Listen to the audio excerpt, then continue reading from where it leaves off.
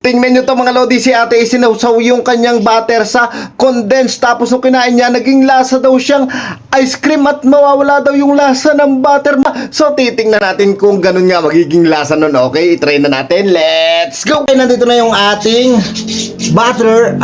Tapos ito, condensed. Kasi titingnan natin nga kung magiging kasing lasa nga siya ng ice cream kapag isinawsaw itong butter dito sa condensed at saka mukha kainin. So akin lang tong bubuksan bago pa ito lumambot. Okay, buksan ko lang to. Ito nga at na buksan ko na yung ating condensed at ito nga yung ating butter. So ang gagawin ko, hatiin ko lang to mga lodi ha.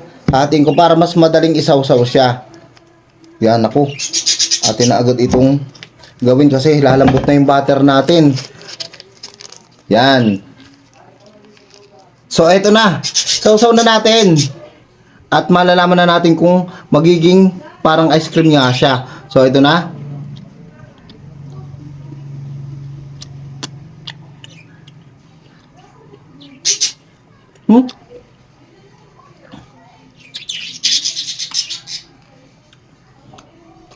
Grabe.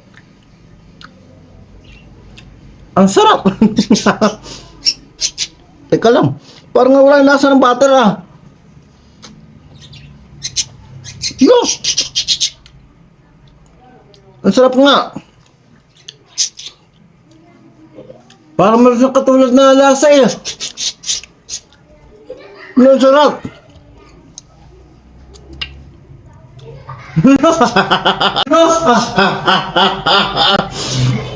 Grabe ang lasa. Okay, isa pa?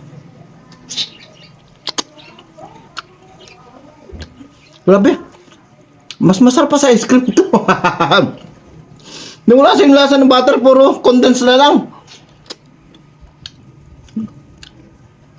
Ang sarap! So ngayon naman ay kumuha ko ng ibang flavor ng condensed At eto, isawsaw din natin itong butter. Titingnan natin kung mas masarap siya pag may flavor. Grabe!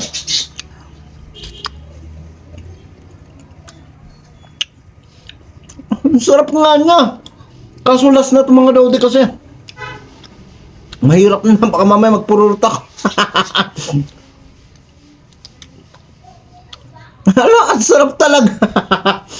Pwede pala yun. Kaya nga mga lodi, para sa akin okay naman siya. Mas masarap siya sa ice cream kasi purong matamis yung makakain. Tapos yung lasa ng butter niya, yung butter nawala yung lasa, promise. Totoo mga lodi, kahit itry nyo, kaso itinigil ko nga kasi super tamis. Masama ang sobra.